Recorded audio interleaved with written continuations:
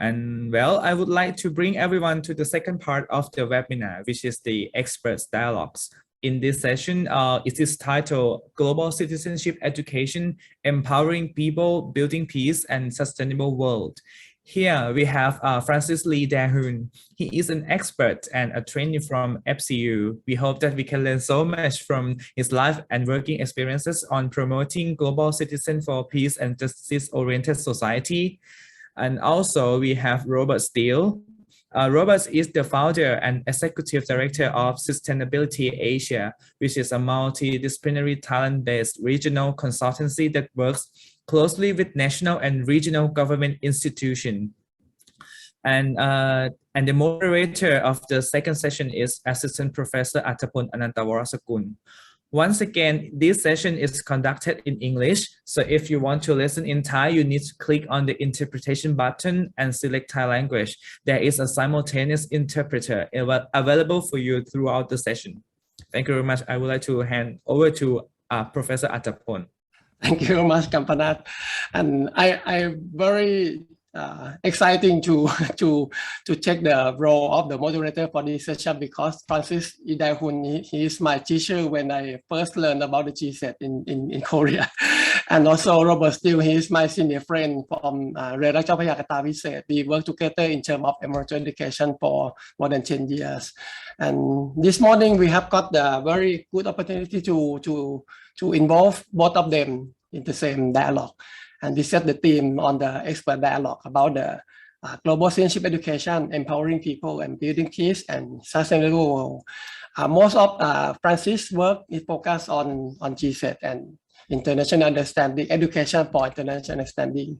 You have the concrete experiences to work with teachers and teacher educators and also trainers. I hopefully to start with Francis Lee Daehoon presentation for 10 to 15 minutes. And then Robert Steele will share his expertise on his work on the sustainability education and also the climate change action, many kind of the project on the environmental issues that he worked.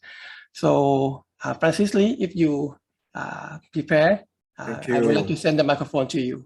15 minutes for you. Thank you very much. 15 minutes, yes, I understand. Thank you, Athapol, for a very nice introduction. Hello, everyone. I'm very happy to be here. And especially happy to see Robert again, Athapol again, and meet the director of APCEIU and all the people from CMEO and Chula and so forth. Thank you. I have a very short 15 minutes, so let me begin. I'm Francis Daehoon. I've been one of the main trainers for GCED of APCEIU since 2008 to about 2018. And my talk today is based on that experience. Well, I will not introduce this book again because you have already touched it.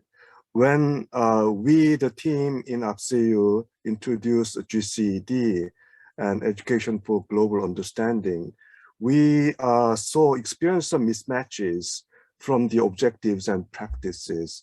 At the beginning, it was mostly English teachers who paid attention to GCED. And when many teachers, including Korean teachers, came into the training, they thought global understanding is to present their own culture, like publicizing their own culture and trying to understand each other based on that. And so we asked why mostly English teachers and why do they take GCED as a version of global understanding. And we thought this was not the real objectives of UNESCO's focus on GCED. So we had many discussions and we came up with several plans to changing the training program and change the emphasis and trying to persuade the educational offices and teachers that the real meaning of GCED is quite different from cultural exchanges and from publicizing the pride and the greatness of one's national culture. So I came up with this synthesis to discuss with the teachers at the beginning about the genuine meaning of GCED. First, the GCED is not an extra curriculum and it's not a very difficult topic because we are dealing with global issues. It's not. And it's not mostly about places and peoples outside your country. No, it's not. It's not about telling people what you know or what you think. No, it's not. It's much more than that. And it's not finding quick solutions to global problems. No, GCED is much deeper than that. And GCED is especially not helping difficult people in difficult situations from rich countries. No, it's not. So we try to, highlight the objectives of GCED at the beginning of the training very, very much. Today is different. Today, the Korean teachers groups and provincial education offices, they now are very ready for the joining meetings. So for the education for global citizenship, we had to emphasize the meaning of citizenship living in a globalized world. And luckily, we had a prior practice of democratic citizenship education going into the schools, starting from late 1980s. So we reflected from that experience a lot, democratic citizenship education, and tried to make meaningful connections to GCED. First, GCED is about realizing and feeling and reaffirming everyday connection of today's world. Everybody, everything, and every action and every understanding is globally connected. We are living in a connected world. So the world depends on what you do, how you do, and what you think. And GCED is about, asking questions. Where is our world is heading for? And what is the coming crisis mean for us, for our life?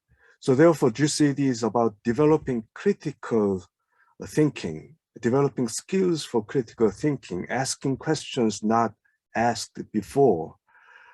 It is a way of becoming active, engaging citizens from very young age.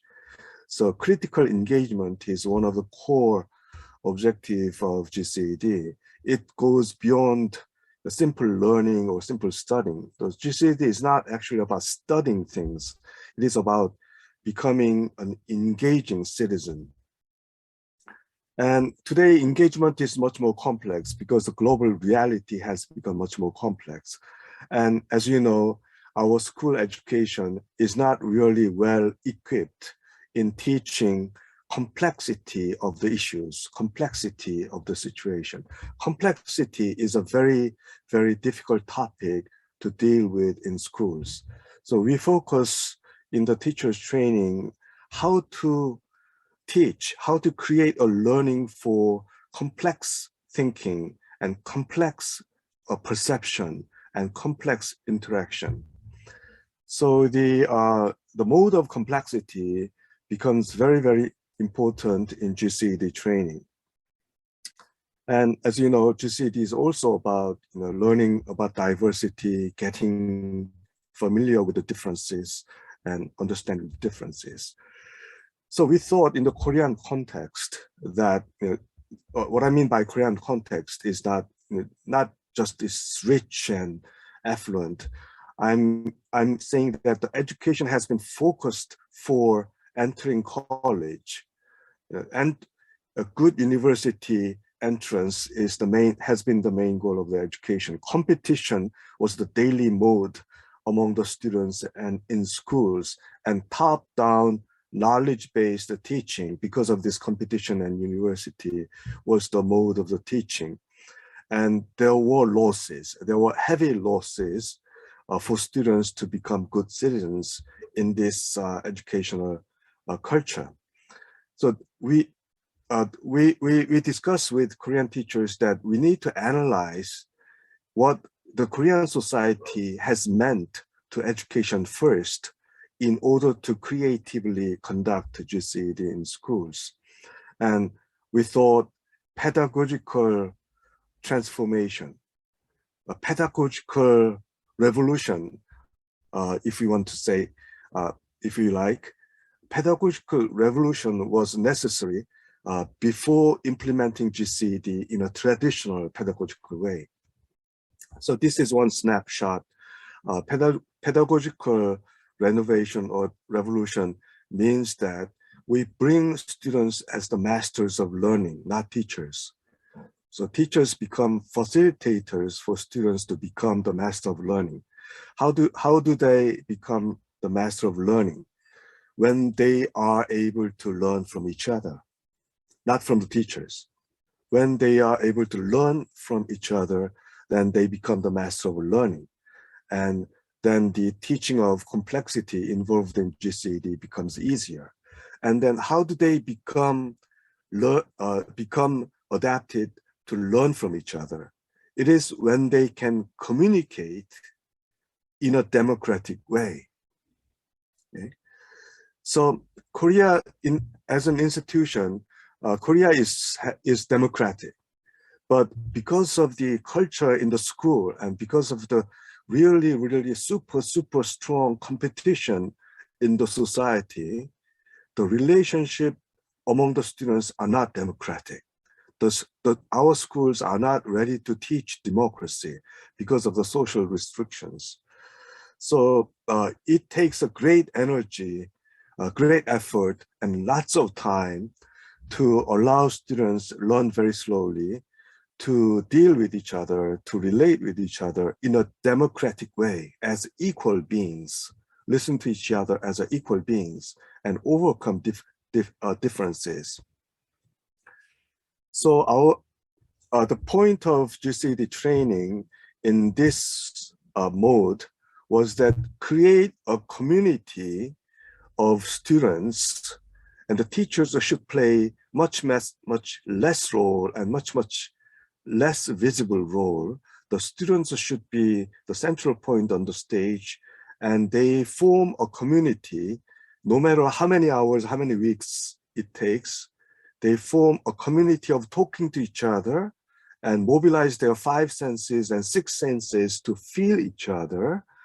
And then they develop beliefs that even though we are all different, we can relate to each other in a very safe and comfortable and in a progressively learning way. So these are some of the snapshots of that process happening. And these are very happy moments that even though how oppressed the students are because of the university pressure, good job pressure, slowly they regain their inner ability to speak out and to look at each other as equal citizens. I think the real citizens of training, the real citizens of education lies here.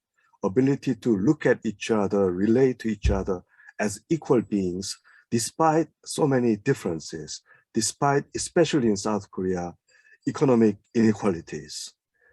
One tragic aspect in Korean schools is that students from very young age, they look at each other from their economic background.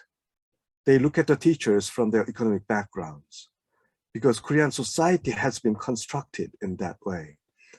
So GCED has to be critical to unpack this social pressure to look at each other from your economic success and etc., to regain their strength to look at each other as equal, democratic, and equally respectful discussions. And in that process, we learned that we need to introduce many pedagogies which are not teaching.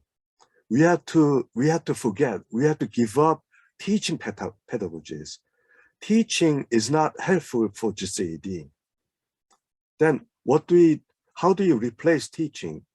We create an event, artistic, cultural, interactive, and very strange but very sudden event in the classroom. And probably some of the educational theorists understand this, that in the 21st century, citizenship education is not about teaching. Citizenship education is about developing competencies or capacities. Okay? So it's not an education. GCED is not really an education. GCED is a capacity training. So that's why teaching should be out. Then what do we fill in the vacuum of teaching? We fill in with creative events.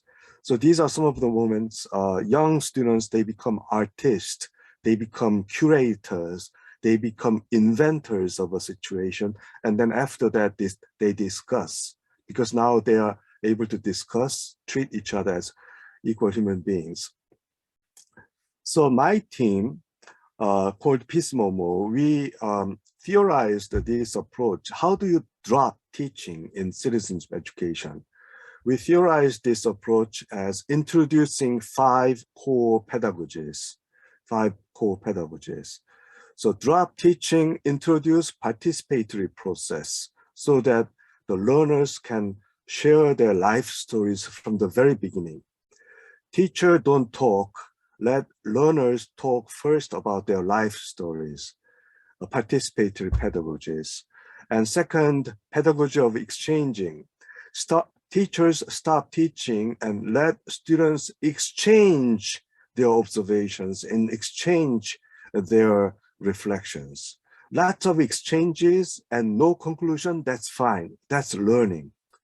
Exchange among students, that's the real essence of learning. And then third, artistic cultural. We can always create artistic and cultural event from social issue. Don't deal with social global issues directly. It becomes a knowledge issue in the Korean educational setting. We don't want to do that. We don't want to take global issues as another knowledge. There's too much knowledge education already in the school system. So we don't want to do that. So let's take this. Every social global issue can be translated into artistic activity. And learners learn a lot through arts, through cultural expressions, through role plays, through mimes, through poetry, through interactions. Then critical creative, try to redo that event, try to redo that artistic expressions, try to be critical in changing that event. And estranging. Now teachers come and ask prepared questions so that they can awaken the potential knowledge and potential reflections in the learners. Don't provide additional knowledge, but prepare very sharp and stage by stage questions so that they can awaken learners inside capacities. So this is actually my main point. After 2 decades of GCED and education for international understanding with the teachers, I and my colleagues came up that the pedagogical revolution is the key for citizenship training.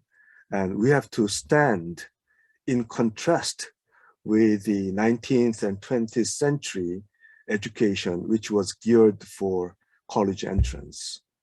So teachers should liberate from that tradition. And let me conclude. This is difficult, but this is also very easy. You know, students and all human beings love this. They love to be in a community of talking. They love to be in a community of feeling each other. And they love to be a community of telling each other good stories. And they love to be in a community of changing oneself and others together. This is in the human being. So we all have to just awaken the hidden realities in human beings. And then citizenship or good human being comes out. So my last point is optimism. Even though the educational system has been destroying the human capacity for decades, human beings are not easily destroyed. The essence of citizenship is there inside every human being.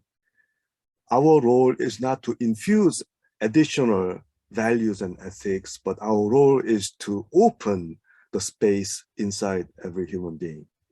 So these are some of my thoughts these days, and I'm happy to share this with you. Thank you. Thank you very much, Daehoon.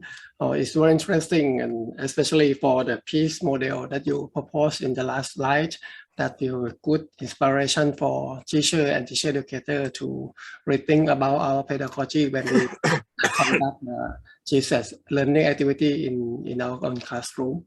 And next, we will move to Robert Steele. He will talk a bit about the global citizenship and climate change action for sustainability. Please, Robert.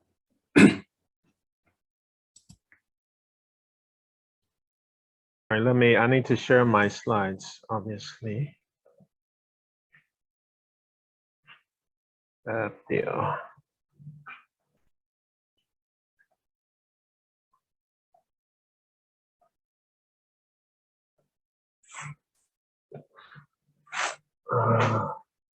Sorry, taking a little bit of time here. Okay. Can you see the slides? Okay. Yes. Okay.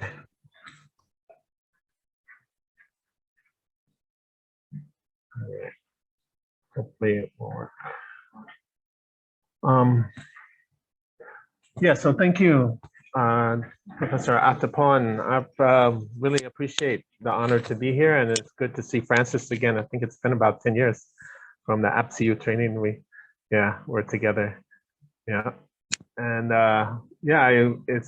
I'm speaking to you from Vientiane, Laos, actually, right now, where I'm involved in sustainable forestry and ecosystem utilization project with the Lao government under the German International Development Cooperation GIZ. My role here is the team leader for the environmental education and awareness component of this project, working directly with the Ministry of Natural Resources and Environment and Division of Environmental Promotion, as well as with civil society organizations and the National University of Laos here. As well as Dr. Athapol said, we have known each other for a long time. Actually, he mentioned 10 years, but actually, I think it's been close to 25. We don't want to date ourselves. Yeah.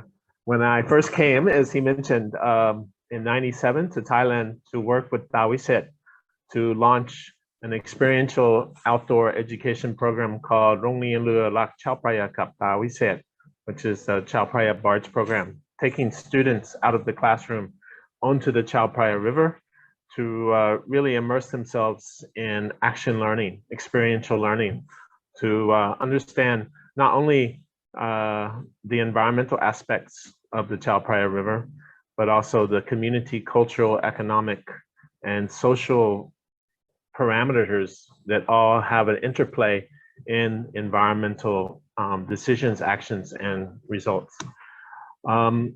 Also, currently, I don't work with GCC anymore, but the barge program is still running 25 years later. But I currently have two positions. As was introduced, I'm the founder and executive director of Systainability Asia, which is a consulting firm based in Thailand, in Chiang Mai, that we work with the UN and national governments, universities, and private business on sustainable development planning and assessment and so forth, and also capacity building.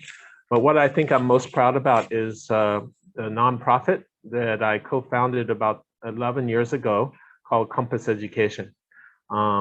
This is basically working with educators, students, and schools around the world.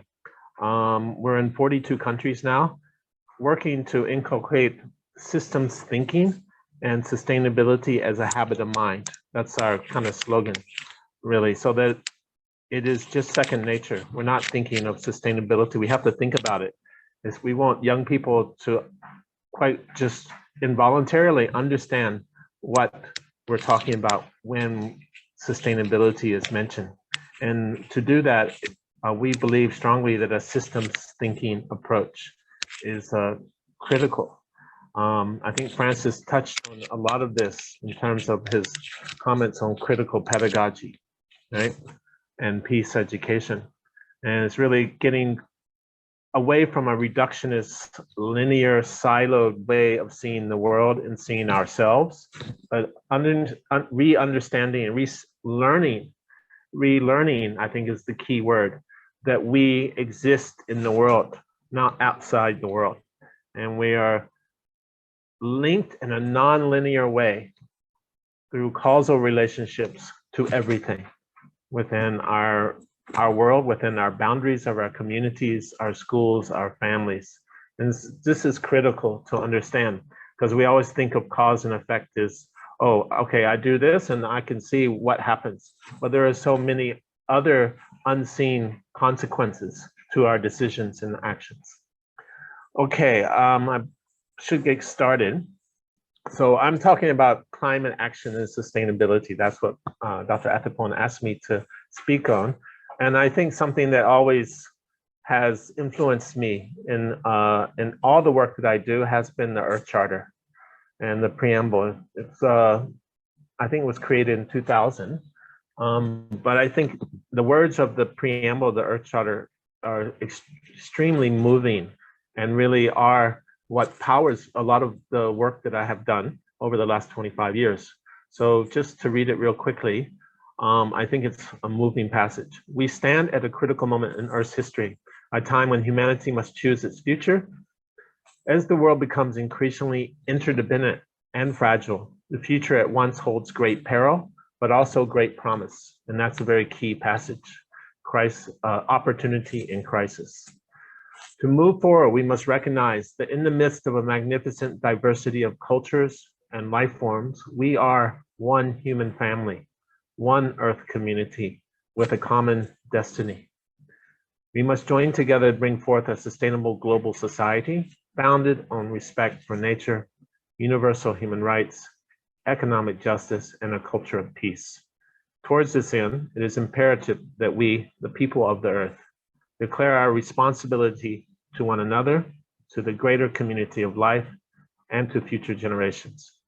And I think you can feel the power of those words, which really is about moving us from an ego mindset where man is on top and divorced from the world to an eco mindset where we are in the world, and even further to a Siva mindset, which is service to life.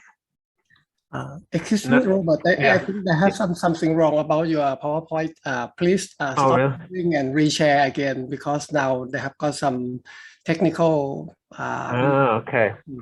And then reshare again. Okay. Thank you very much. Okay, sorry about that.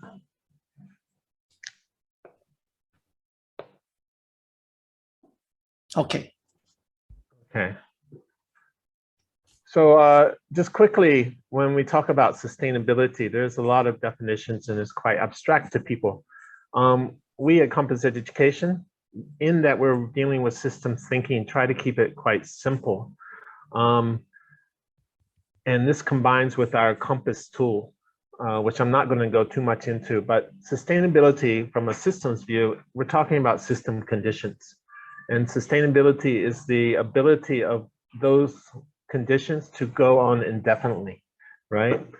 So we have to navigate between these invisible lines of what's too much and what is not enough.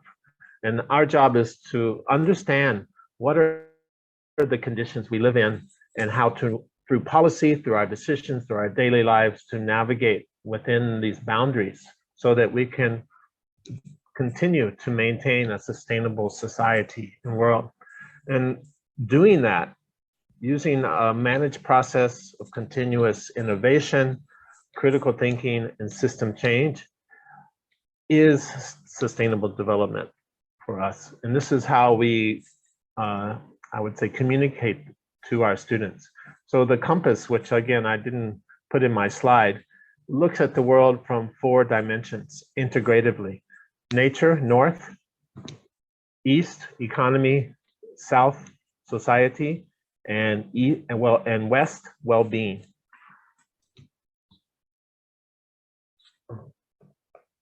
Okay, so I think it's safe to say, and unfortunately, that we find ourselves at a critical, almost tipping point for humanity.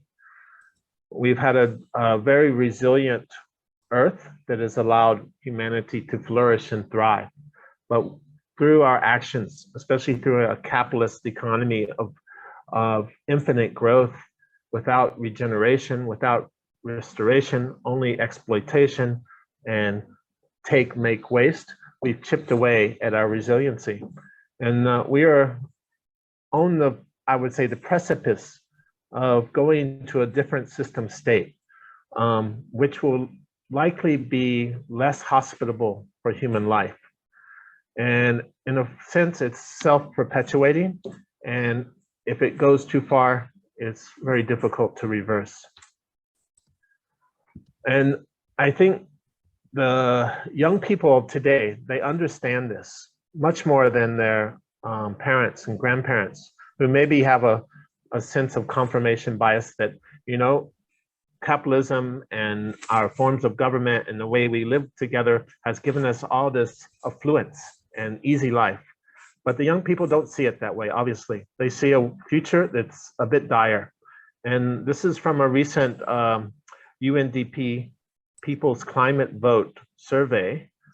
And they found that a substantial majority, greater than 70% of under 18s in countries like Australia, Japan, Philippines, Vietnam, and Indonesia feel that we are in a climate emergency, right? Whereas when you look at other age demographics, it's in the 40s and 50s. So there is a sense of emergency among our youth. And they're frustrated. They're frustrated that the decision makers in the halls of power, like what we've just seen in COP26 in Glasgow, do not listen to them. Do not take them seriously and essentially keep them outside of the decision-making process. So they have to be in the streets, which the media loves to portray. All the young people in the streets with their megaphones and microphones and nowadays anger, but they're not in the halls, right? They're not in the halls with the decision makers, which is what needs to change. So I think when we talk about global citizenship, we need to talk about politics as well. We need to talk about democracy, as Francis brought up, and how democracy is practiced and who is it for, you know? So I think when we talk about the student mobilization that's going on right now, this should be a very loud clarion call for our global leaders, business and government, to deliver real transformative policy and actions that heed the seriousness of this crisis.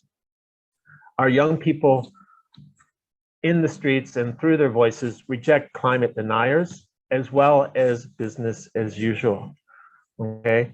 So as I said, we need to graduate from thinking especially from an education point, that climate action is going to the streets. It has to be something more, right? The streets produce a nice photo ops, but they're forgotten and they're not sustained. We need to think about the lessons learned from even civil rights movement, okay, in the 1960s in the US, which went from the streets to the halls of government and power. But it was really local actions, really, and brave young people entering schools with National Guard troops there to protect them, and just virulent racists threatening their lives outside the halls of their schools. So it takes this bravery of young people, but it takes us as educators and facilitators, as Francis noted, to help them, to support them, to be able to have the critical pedagogy, the reflective learning space, and the opportunity through action. And this is what I'm about to get into. Before I do that, I think I would like to show this hope graph, because I think it explains where I'm getting at. And it's a symbolic representation of an aspirational future. So the first trend here, I think, is what I talked about earlier. It's the tipping point. And it's caused by climate change, poverty gap, pollution, destruction, natural habitat, and unsustainable technologies and practices. But where we need to go is trying to push another line, which is a growth line powered by transformational education to a transformation inflection point, right? So our job as educators is to push this higher and faster through how we are able to interact and treat and give opportunities for critical thinking and action and reflective space to our students. And I really believe that this can be the time of our life, the time of our students' life, and they won't be so maybe stressed about the future, that they see the opportunity in the crisis.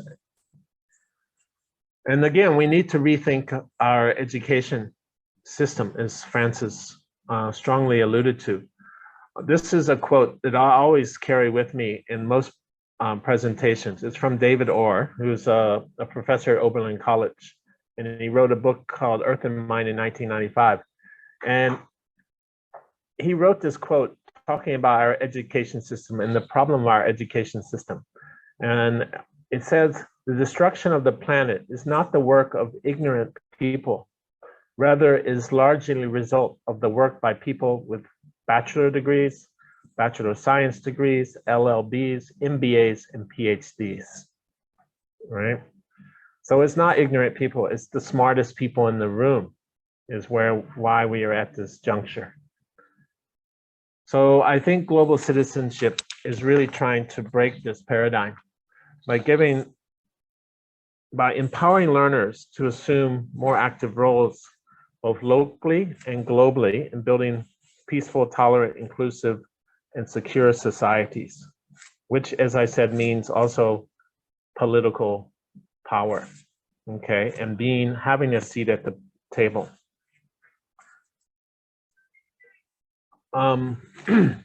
So I would propose, when we talk about climate action, an action framework, and I propose it as 3 points. Learning about action, so learning how to decide on a solution and ways of achieving it. Learning through action, having students planning and then taking action, and learning from action, which is reflecting on action taken to determine the value of that action and the value of the self in conducting that action. And it's a journey of both self-learning and self-discovery and community or group bonding and learning to live together.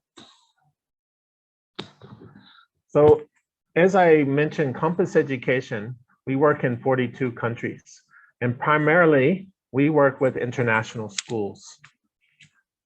And where the entry point or the leverage point that we tend to focus most of our attention with the schools is through what is quite common in international education is the service learning component, where students are required to take the learning from their classroom and apply it towards something that is real, tangible, and makes positive change in their local community. And actually if you look at the international baccalaureate curriculum, students cannot graduate unless they have, I think it's somewhere above 150 hours of service learning, right? Which is part of their diploma. It means that they have given rather than just taken. Okay, and I know I'm a bit behind, so I will skip ahead. But Francis mentioned this, how do you say, relationship of the facilitator teacher with the learner. And I think this is at the heart of what service learning is transformative education.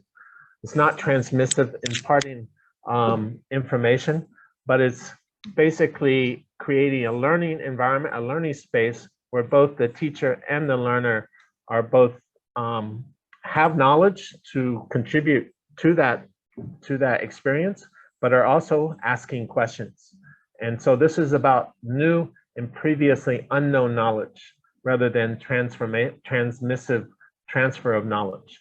And this is where we are at now, because the world is in such a place that we've never been before. And through globalization, we are interacting with people and cultures that have never been traditionally part of our world and our thinking and our experience. And of course, technology has allowed that. And as mentioned earlier, this globalization of thinking globally but acting locally is crucial. As I said, I'm working in Laos, and one of the most inspiring stories is one of my former students from Thailand, actually, when I was teaching at Asian Institute of Technology, who came back to her home country and co-founded with students from university and high school, Zero Waste Laos. And in basically 2 years has grown from essentially 2 people to over, I would say, 150 volunteers in 15 of the 18 provinces in Laos, and really is focused on action, climate action, SDG action, and action to reduce waste, all integrated into climate action. This is some of the things that they have done over the last year alone. And they have attracted a lot of attention from the embassies, from the local government ministries, and from the local businesses here, because they see that students and young people can make a tangible difference, actually much more, I think, than what the private sector and the government sector have been doing. And I think the results are obvious. So this is what I think I'm trying to get at when we talk about global citizenship through service learning and action in the community, this globalization. And so I will end there, and thank you for your time. Thank you very much, Robert. Okay, we have got 15 minutes for discussion. I prepare one question for each of you, and we start with Francis. As you mentioned about the global citizenship education, and I would like you to share about your lesson learned or the experiences, how can you help teacher to add up more perspective, more than the cultural perspective, but expand to the socio-economics, politics, and also environmental perspective when they design and conduct the GCED learning activities. Would you please? Well, from my little experience, I observed that teachers can practice new way of GCED, new way of creating GCED mode in the classroom by doing it themselves during the training. So when they go through GCED training program, listening to lectures and designing their teaching programs, most often they repeat the same practice, what Robert mentioned as a transmissive learning mode. So to break away that tradition, which is not easy, the best practice I found until now is that the teachers actually simulate their GCED training in the class, GCED session in the classroom among themselves first. So all the training, GCED training for teachers becomes actually simulation workshop. It's like a theater. It's like, they are becoming actors. Imagine new teacher, new way of teaching. And then they act this on the stage of GCED training room. And other teachers become spectators, and they comment whether that acting was good or bad, or insufficient or sufficient. So my response to your question is that when teachers actually go through actual transformative pedagogy during the GCED training, then they learn how to liberate themselves from transmissive learning. Yeah, and then it makes them easier to copy that in their classroom.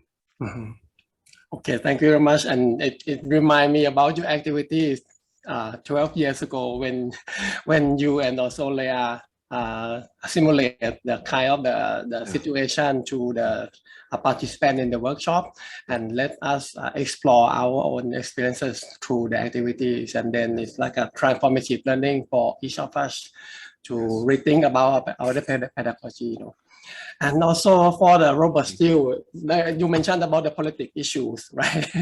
When you talk about the climate change action.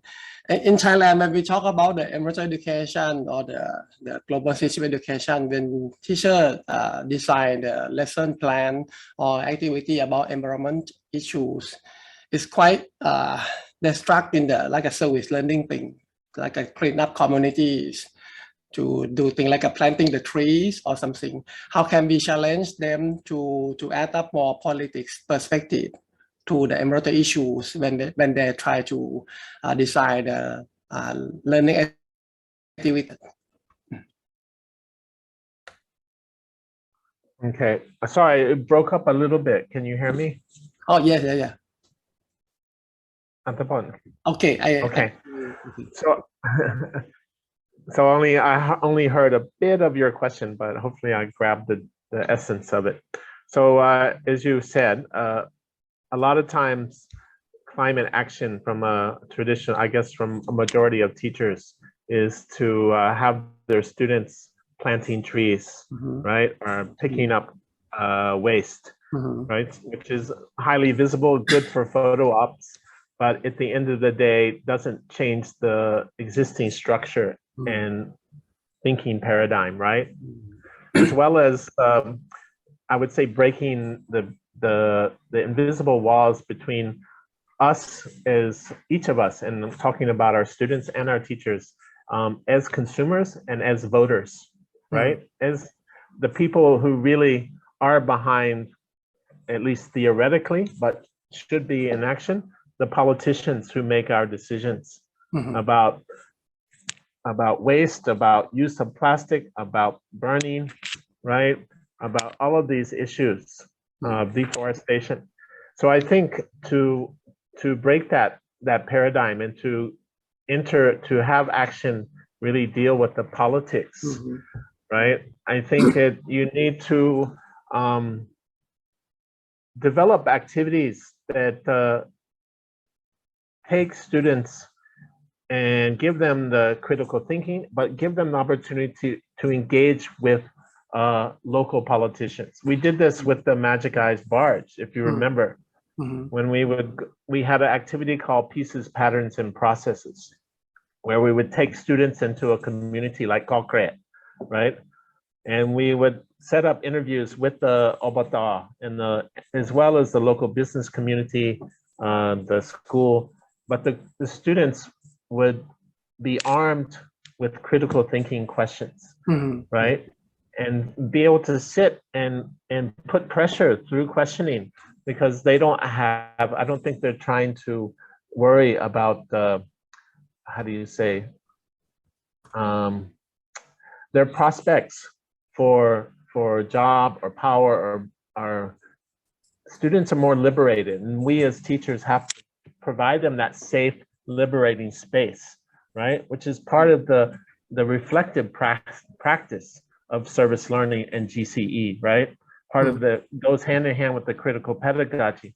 So teachers should be able to provide that supportive, safe, reflective space that allows students and young people to have the opportunity to question decision makers. And obviously at the national level, that's quite difficult, but it starts locally with your local leaders, the Kamnan, the head of the Obata, or even the mayor of your municipality, right? In Chiang Mai, to have those opportunities, but as a teacher, creating that safe space, supporting them, having the backs of their students, is really where students can see almost the hypocrisy of the decisions with the rhetoric, right? And I think another part, and that's part of the experiential learning cycle, where you have the concrete experience, you have reflective observation, right? And then you have abstract generalization. those that cycle, right? That goes to application in a different experience from that. What did I learn from that? And what does it mean to me? So that's the job of the teacher, right? To provide the concrete experience, to then follow up very quickly with the reflective observation. What happened? What did we hear? What does it mean? What do you see any paradox in what was said or what we saw, observed, or experienced with our current thinking paradigm, right? So we can break this confirmation bias that we tend to reinforce in schools, right? It's like the dominant culture, the dominant politics. We would just want to force feed, spoon feed, right? But the job of critical thinking is to look at that really critically under a lens. And so this is part of this service learning and action cycle, experiential learning cycle. But at the end, at the final point is that the teachers have to follow up the reflective observation with this allowing students and supporting them and giving them the structure and non-structured methodology to draw their own conclusions. What does it mean to me, right? And how would, from what it means to me as an individual, as a human being in a community, how can I reapply that learning? And this is the place where I think a lot of teachers fail. They don't fully go through that cycle. It's still a linear teaching process, right? They're not spiraling learning, right?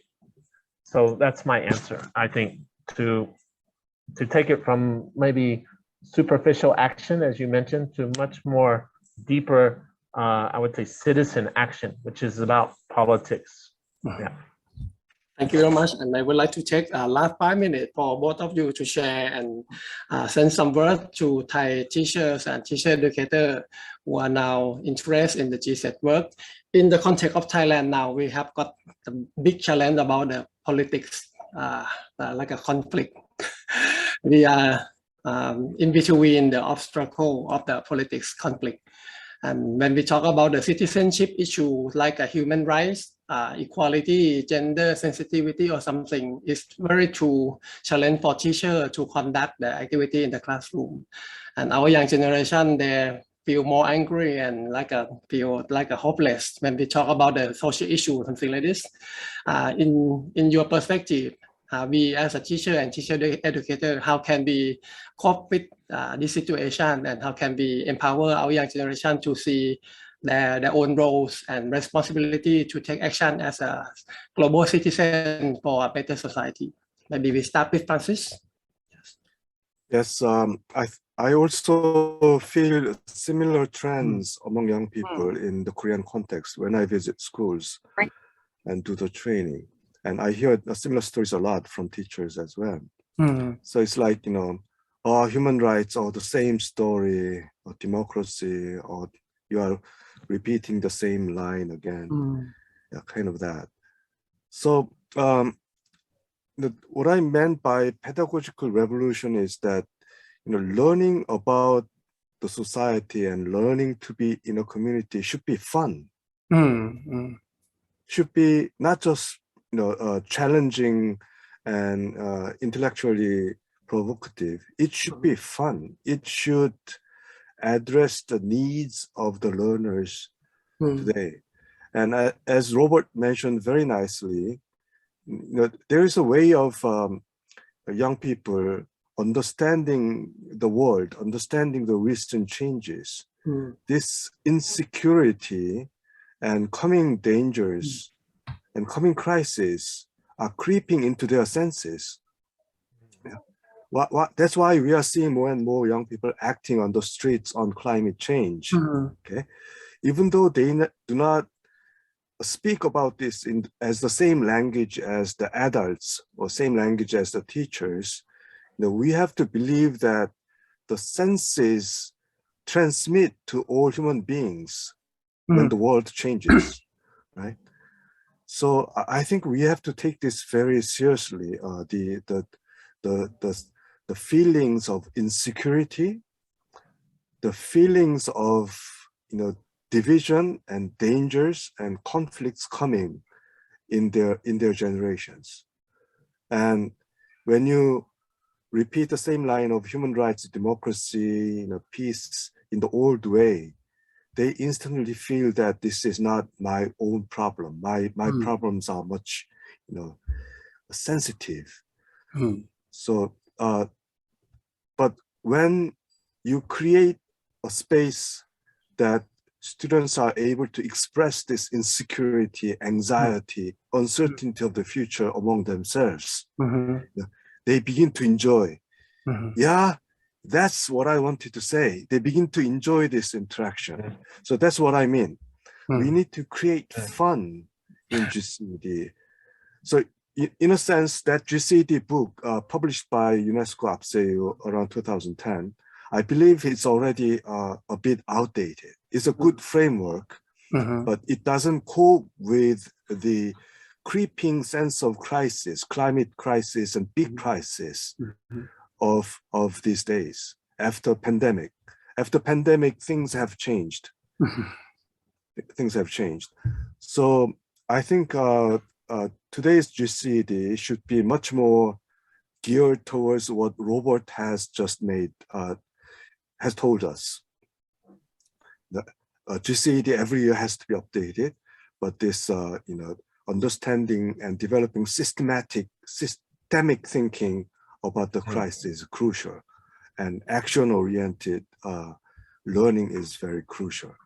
And we have to recognize that the conventional teacher training does not provide that capacity. So our GCED teachers training should also be renovated every year. I think pandemic brings us a big challenge for teachers trainers as well. We need to renew many things in GCED. Thank you. Okay. And what about you, Robert? I would, echo very, very much what Francis has said, especially in terms that learning should be fun. Learning should be joyful, right? It should bring a smile to the face, not a frown, or not stress and distress, right? And I think a lot of inner joy comes from feeling empowered. And I think traditional education systems, which I would say, even though Thailand has been under educational reform since I arrived in Thailand in 97, I think 99 was the major educational reform bill. But to be honest, I mean, I love Thailand and I love the teachers and educators. I worked closely with them for many years, but I haven't seen the transformational progress that I expected when I heard and I sat and listened to the reform bill of 1999. Where we are now and what was the aspiration then just doesn't match. And I mean, part of it's cultural, right? The Pinong, the respect of elders and the place of younger people in Thai or Asian society. And we have to respect there's many good things within that traditional culture. But at the same time, as Francis said, we have to start to challenge and give a space, a different type of space that still is respectful to our elders, respectful for people who know more than us, but doesn't create a barrier that we cannot challenge that existing knowledge, right? So I would say that in a practical sense, rather than just theory, one of the practices that we did on the BARGE program, and I continue to do now, is to create, especially if we're thinking, preparing students to be political. I mean, and what I mean by political is active participants in democracy, right? Not just voting. No, voting is not democracy, as we know. We've seen it in many countries, right? Voting is not democracy. Democracy is about independent institutions. It's about expression and being able to criticize our political leaders, right? And have them respond to our questions and criticism, right? So I think in a classroom setting, a teacher can, like what the UN, the model UN does with that simulation. But we often did in the BARDS program is creating a mediation around issues and developing a scenario and having the students take roles, whether it's the role that they wanted or they actually believed in, they had to then defend that position, right, as an exercise. But then, of course, see if they could come up with a compromise solution. I mean, and that's what it takes to live in a society with different perspectives. There is no perfect. Perfect is the enemy of the good. We have to compromise. We have to understand and empathize with other points of view. And so that space through mediation, through things like Model UN, we need more opportunities like that, which I think deep down is the key competencies for citizenship, right? And to be an active participant in politics and democracy. So if we can do that as teachers and empower our students also to be teachers, right? To be facilitators, to be coaches for themselves. I think that alludes to what Francis was talking about, is giving, changing the role of the student traditionally with the teacher, whereas now students have opportunities to be teachers, to be coaches, to be mentors, to be facilitators. Yeah. Thank you very much. It's very, very welcome. And I'm very thankful for your contribution for the first webinar for us, and your expertise and experiences that you share is very significant for us. And hopefully next year, if we have got time and opportunity, we can engage you in some platform of the learning platform for Thai GCED teacher. Thank you very much, Francis and Robert. And I would like to pass the microphone to Dr. Ajan Kampanath. Thank you.